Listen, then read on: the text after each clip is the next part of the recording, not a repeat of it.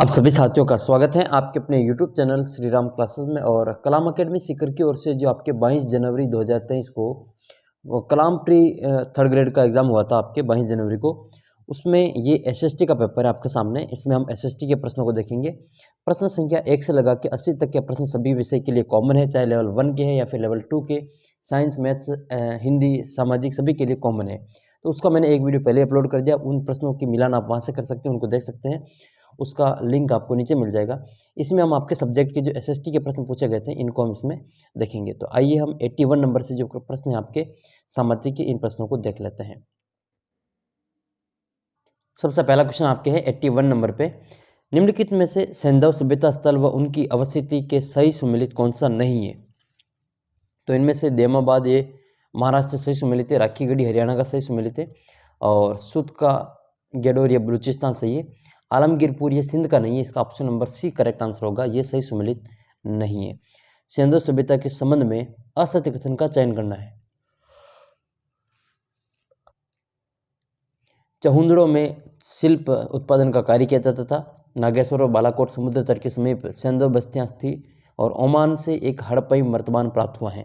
ये तीनों ही कथन सही है। आपका ऑप्शन नंबर 4 इसमें असत्य है कि मोहनजोदड़ो से नहर के साक्ष्य प्राप्त हुए। मैं आपको वही उत्तर बताऊंगा जो कलाम एकेडमी ने माने हैं, और पीडीएफ के लिए आप टेलीग्राम ग्रुप को ज्वाइन कर लें, लिंक उसका नीचे डिस्क्रिप्शन बॉक्स में दे रखा है। 83 नंबर क्वेश्चन है कि ऋग्वेदिक काल से संबंधित असत्य कथन का चयन करना है। तो इनमें से आपके ये ऋग्वेदिक युग के निवासी मूलतः प्रकृति उपासक थे। इस काल में धार्मिक जीवन सरल और आडंबर रहित था, और ऋग्वेदिक युग में अग्नि, इंद्र और सोम प्रमुख देवता थे। तीनों ही सही है। इसका ऑप्शन नंबर 4 है वो असत्य है। इस काल के राजा अधिनायकवादी थे, तो ये इसमें आपके असत्य होगा। फिर आपके 84 नंबर क्वेश्चन है कि वह अभिलेख जिसने प्रमाणित किया है कि चंद्रगुप्त मौर्य का प्रभाव पश्चिम भारत पर था, तो वह अभिलेख कौन सा है। तो रुद्रदामन का जो जूनालेख अभिलेख है, शिलालेख, वो हो जाएगा इसका सी वाला ऑप्शन। और रुद्रदामन का जूनागढ़ शिलालेख, इससे ये प्रमाणित करता है कि चंद्रगुप्त मौर्य का प्रभाव पश्चिमी भारत पर भी था। ये 85 नंबर क्वेश्चन है कि भूमि हमारी माता है और हम उसकी संतान है, उक्त किस वेद में जो लिखा हुआ है, किस वेद से हुआ है, इसका उल्लेख किस वेद में हुआ है ये बताना है। तो इसका उल्लेख हुआ है अथर्ववेद में। फर्स्ट ऑप्शन इसका सही आंसर हो जाएगा। अगला प्रश्न है, अगला प्रश्न आपके 86 नंबर है, 23वें तीर्थंकर हुए पार्श्वनाथ, उनके संबंध में असत्य कथन का चयन करना है। तो पार्श्वनाथ ने समेत पर्वत पर ज्ञान और निर्वाण प्राप्त किया था। पार्श्वनाथ ने चातुर्याम धर्म का प्रतिपादन किया था। पार्श्वनाथ द्वारा प्रतिपादित मार्ग पर चलने वाले निर्ग्रंथ कहलाते थे। और चौथा ऑप्शन इसमें कि इनका जन्म कुंडल ग्राम में होता था, ये ऑप्शन इसमें गलत हो जाएगा। डी वाला ऑप्शन इसमें अपना आंसर होगा। 87 नंबर क्वेश्चन है, बौद्ध ग्रंथों में उल्लेखित महाभिनिष्क्रमण का तात्पर्य भगवान बुद्ध के किससे संबंधित है। ये ज्ञान प्राप्ति से, ग्रह त्याग से, निर्वाण से, या फिर जन्म से। तो ये भगवान बुद्ध के जो ग्रह त्याग से संबंधित हैं। नेक्स्ट क्वेश्चन आपके, महाजनपद और उनकी राजधानी में कौन सा सही सुमेलित नहीं है। तो वज्जी वैशाली हो जाएगा, गांधार तक्षशिला सही है, अवंती महिष्मति सही है, अस्मक हस्तिनापुर ये गलत है इसमें, बाकी तीनों ही सही सुमेलित हैं। अगला प्रश्न है कि बुद्ध, धम्म और संघ का उल्लेख अशोक के किस शिलालेख से प्राप्त होता है। तो ये प्राप्त होता है बाबरू शिलालेख से। ठीक है, इसका आंसर हो जाएगा आपका फर्स्ट ऑप्शन बाबरू शिलालेख। नेक्स्ट है, सल्तनत कालीन शासकों में असत्य कथन कौन सा है। बलबन ने जिले इलाही की उपाधि धारण की थी, अलाउद्दीन खिलजी ने बाजार नियंत्रण व्यवस्था लागू की थी, और मोरक्को निवासी इब्तुतुता मोहम्मद बिन तुगलक के काल में भारत आया था। तो और दीवान कोही की स्थापना इल्तुतमिश ने की थी। तो इसका सी ऑप्शन इसमें से होगा, ये असत्य है। 91 नंबर क्वेश्चन है, शुद्ध इस्लामिक शैली से निर्मित भारत का पहला मकबरा कौन सा है। तो ये हो जाएगा आपके बलबन का मकबरा, सी वाला ऑप्शन। बलबन का मकबरा शुद्ध इस्लामिक शैली में निर्मित भारत का पहला मकबरा है। अगला प्रश्न आपके हैं, मुगलकालीन प्रशासनिक व्यवस्था के संदर्भ में कौन सा सही सुमेलित नहीं है। तो इसमें ये बाकी सभी सुमेलित हैं, पहला, दूसरा, तीसरा, चौथा इसमें सुमेलित नहीं है कि अमीन साम्राज्य का वित्तीय विवरण रखने वाला था। बाकी तीनों इसमें सही सुमेलित है। जम्मा, हासिल और अमील गुजारी तीनों ही सही सुमेलित हैं। नेक्स्ट क्वेश्चन आपके हैं 93 नंबर कि अकबर ने जरीन कलम, सोने की कलम की उपाधि किसको दी थी? अकबर ने जरीन कलम की उपाधि किसको प्रदान की थी? तो अकबर ने मोहम्मद हुसैन को ये जरीन कलम की उपाधि दी थी, सोने की कलम की उपाधि दी गई थी मोहम्मद हुसैन को। नेक्स्ट है, महोबा विजय के उपरांत पृथ्वीराज विजय तृतीय ने महोबा का अधिकारी किसको नियुक्त किया था? तो पंजुन राय को नियुक्त किया था। इसका बी ऑप्शन इसमें से होगा। ठीक है, पंजुन राय को इसमें नियुक्त किया था महोबा का प्रशासक। हिंदुस्तान रिपब्लिक एसोसिएशन के संस्थापक सदस्य कौन थे? तो इसका जो सही आंसर वो आपके हो जाएगा इसमें, एक तो आपके चंद्रशेखर थे, सत्येंद्र सान्याल थे और राम प्रसाद बिस्मिल थे। तो 1, 2, 4 इसमें सही आंसर होगा। नेक्स्ट है, क्रिप्स मिशन के संबंध में असत्य कथन का चयन करना है। तो इसमें से आपके जो तीसरा ऑप्शन है वो असत्य है। बाकी इसका उद्देश्य भारतीय नेताओं को द्वितीय विश्व युद्ध में समर्थन हासिल करना था। गांधी जी ने इसे उत्तर दिनांकित चेक की संज्ञा दी थी और भारतीय संघ निर्माण का प्रस्ताव इसमें शामिल था। तीनों ही सही है, तीसरा ऑप्शन इसमें असत्य है। नेक्स्ट क्वेश्चन आपके, भारतीय राष्ट्रीय कांग्रेस का जो कराची अधिवेशन हुआ था उसकी अध्यक्षता किसने की थी? जवाहरलाल नेहरू, सुभाष चंद्र बोस, वल्लभ भाई पटेल और आज़ाद, मौलाना आज़ाद। तो भारतीय राष्ट्रीय कांग्रेस की जो कराची अधिवेशन हुआ था उसकी अध्यक्षता वल्लभ भाई पटेल ने की थी। नेक्स्ट है, कांग्रेस के किस अधिवेशन में ने गोलमेज सम्मेलन में भाग लिया था? तो द्वितीय गोलमेज सम्मेलन में भाग लिया था। अगला प्रश्न आपका, भारत में संविधान सभा का निर्माण किसके तहत हुआ है? तो इसका जो सही आंसर आपके सी हो जाएगा, मंत्रिमंडलीय योजना के तहत। मंत्रिमंडलीय योजना के तहत आपके संविधान सभा का निर्माण हुआ था। अगला प्रश्न आपके 100 नंबर, भारत का संविधान विधि द्वारा स्थापित प्रक्रिया को अपनाता है। यह प्रक्रिया किस देश से ली गई है? तो ये जापान से ली गई है। देखो, मैं सभी पेपर आपके अपलोड करूंगा, आप चैनल को सब्सक्राइब करके वीडियो को शेयर कर सकते हैं, टेलीग्राम ग्रुप को ज्वाइन कर सकते हैं पीडीएफ के लिए। नेक्स्ट आपके फिर क्वेश्चन कि भारतीय संविधान की प्रस्तावना में भारत शब्द का प्रयोग कितनी बार हुआ है? तो भारत की जो संविधान की प्रस्तावना उसमें भारत शब्द का प्रयोग 2 बार हुआ है। ठीक है, इसका आंसर हो जाएगा आपके second option B, 2। 102 number question है, अल्पसंख्यक वर्ग जिसकी अपनी विशेष भाषा हो, लिपि हो, संस्कृति हो, उसको हम अल्पसंख्यक के वर्ग में अंतर्गत रखते हैं। अगला प्रश्न आपके, अनुच्छेद 39 का के अनुसार सुनिश्चित करने के लिए कोई भी नागरिक आर्थिक या अन्य नियोगिता का कारण न्याय हासिल करने में अवसरों से वंचित नहीं रहे, इसलिए राज्य निःशुल्क कानूनी सहायता प्रदान करती है। तो इसमें हो जाएगा आर्थिक। संसद के दोनों सदनों के बीच गतिरोध के मामले में राष्ट्रपति को दोनों सदनों के बीच गतिरोध के समाधान के लिए कदम उठाने का उपबंध है। तो इसका आंसर हो जाएगा आपके समर्थकारी। क्या होगा इसमें? इनेबलिंग, समर्थकारी हो जाएगा। अगला प्रश्न है फिर आपके कि भारत के संविधान के अनुच्छेद 51 का अंग के जैसा कि समरसता और समान भातृत्व की भावना के निर्माण में मौलिक कर्तव्य के संदर्भ में शब्दों का सही क्रम कौन सा है? तो धर्म, भाषा, प्रदेश या वर्ग, इसका सही आंसर हो जाएगा सेकंड ऑप्शन बी।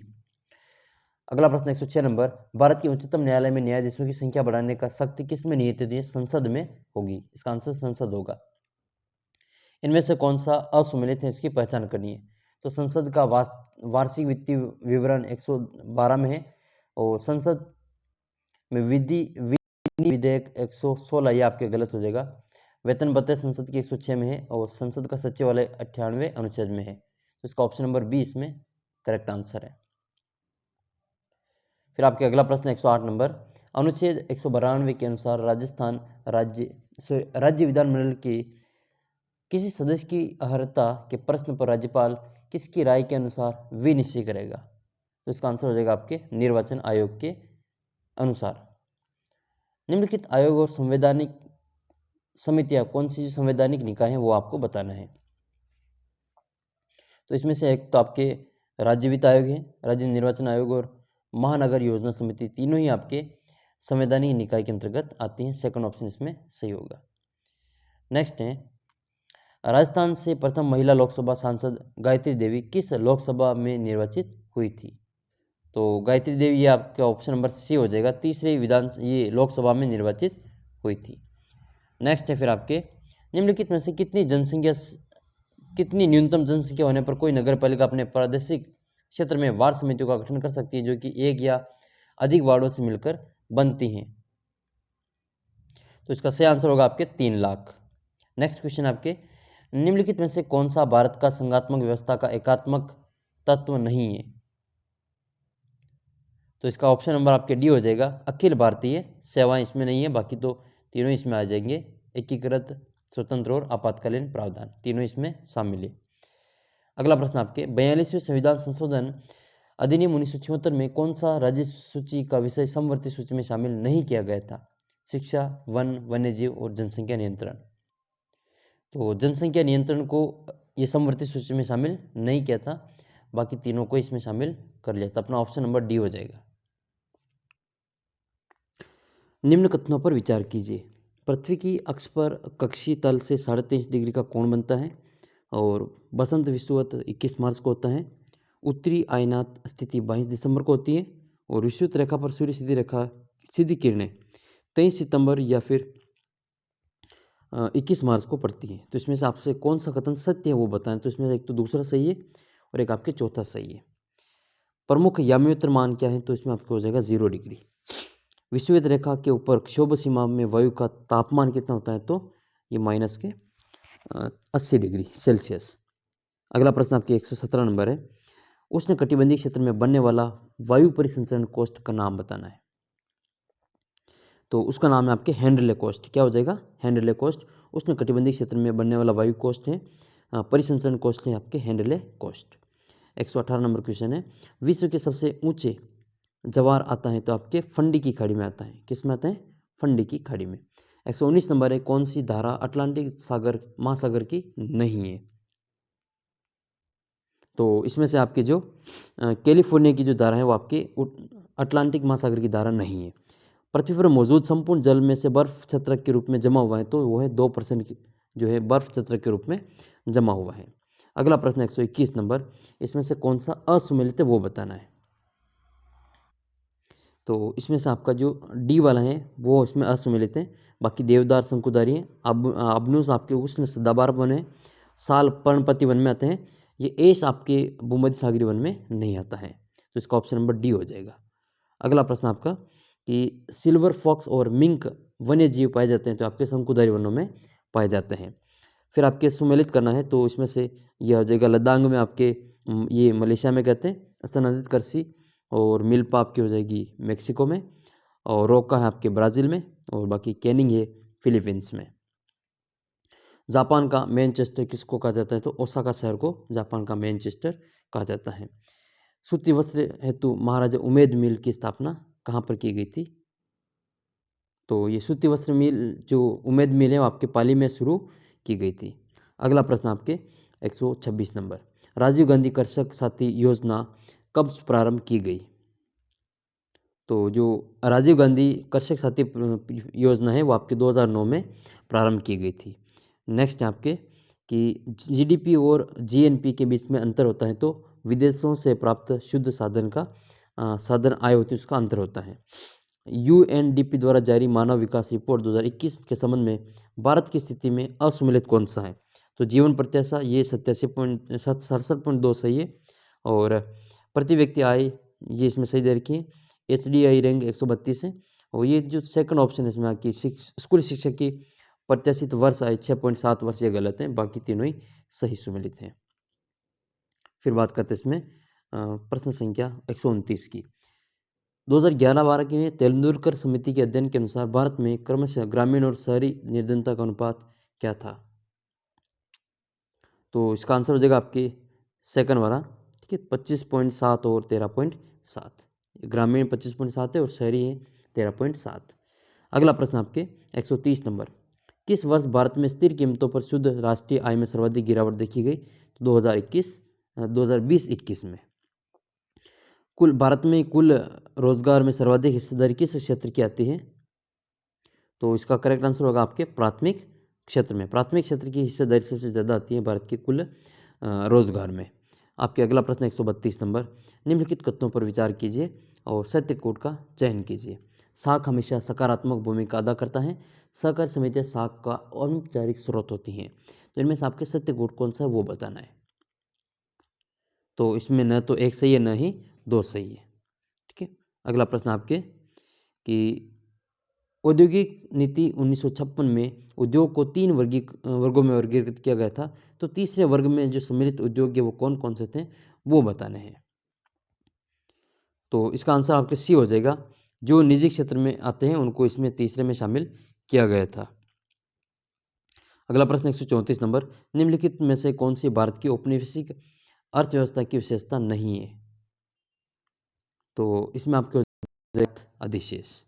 नेक्स्ट है, प्रतिबंधों को दूर करने की अर्थव्यवस्था के विभिन्न क्षेत्रों में मुक्त करने की नीति क्या कहलाती है? तो उसको उदारीकरण कहते हैं, लिबरलाइजेशन कहा जाता है। अगला प्रश्न आपके कि आरबीआई की साख नियंत्रण का गुणात्मक उपकरण कौन सा है? तो इसमें से आपके तीसरा नैतिक दबाव और साख राशनिंग हो जाएगा, तीसरा और चौथा बी ऑप्शन। WTO के संबंध में असत्य कथन का चयन करना है, तो इसका फर्स्ट ऑप्शन इसमें गलत है, बाकी तीनों ही इसमें सही सुमेलित है। ठीक है, अगला प्रश्न आपके, अच्छा WTO का जो मुख्यालय है वो कहाँ पे, आप कमेंट करके बताना WTO का मुख्यालय कहाँ पर है और इसका पूरा नाम क्या होता है। इसका पूरा नाम और इसका मुख्यालय कहाँ पे है ये आप कमेंट करके बताना। 80 नंबर क्वेश्चन, 138 नंबर क्वेश्चन है, सही सुमेलित कौन सा नहीं है? इनमें से कौन सा सही सुमेलित नहीं है? तो इनमें हॉलमार्क वाला सही है, FPO सही है, GI सही है, ये एग्रो मार्क वाला गलत है। इसमें विपणन और निरीक्षण निदेशालय द्वारा उत्पादों की गुणवत्ता निर्धारण करना ये गलत है, बाकी तीनों इसमें सही सुमेलित है। अगला प्रश्न आपका, सार्वजनिक वितरण प्रणाली के अंतर्गत राजस्थान में राष्ट्रीय सुरक्षा योजना के अंतर्गत अंत्योदय परिवारों के प्रति माह 35 किलोग्राम गेहूँ किस दर पर उपलब्ध है? तो आपके 1 रुपये प्रति किलोग्राम की दर से उपलब्ध है। वैश्विक खाद्य सुरक्षा रिपोर्ट 2022 में भारत का स्थान कौन सा है? तो इस रिपोर्ट में वैश्विक खाद्य सुरक्षा रिपोर्ट 2022 में भारत का 68वां स्थान है। नेक्स्ट है फिर आपके, औपचारिक और अनौपचारिक में किस विधि का प्रयोग होता है? तो इसमें आपके सामाजिक अभिव्यक्ति विधि का प्रयोग होता है। और नेक्स्ट है फिर आपके, उपचारात्मक शिक्षण के दौरान क्या क्या उपाय किए जाते हैं?